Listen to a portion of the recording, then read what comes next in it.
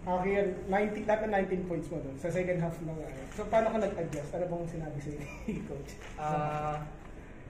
Sa akin lang, pinrove ko lang yung worth ko sa team. Yun, pinakita ko lang yung kung ano yung kaya ko na matulong sa team. Hindi ko naman inisip yung points. Siguro kusa lang din dumating. Hindi ko naman, parang ngayon lang nangyari sa akin yung mas sunod na 3 points. So, siguro may plano rin si God kaya nangyari yun. Yun, thankful naman na nanalo kami. Ian, past 2 games, medyo struggle talaga lalo sa shooting. Medyo may familiarity pa dito sa USP.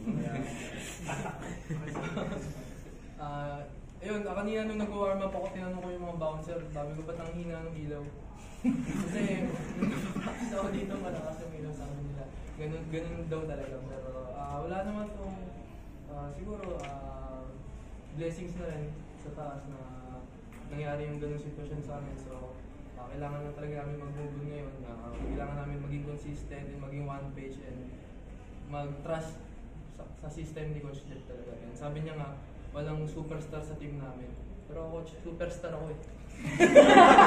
Pero sa role ko, superstar ako sa role ko na sinasabi niya na pakita ko sa mga kasama ko na maging leader ako sa mga kasama ko. Yun lang.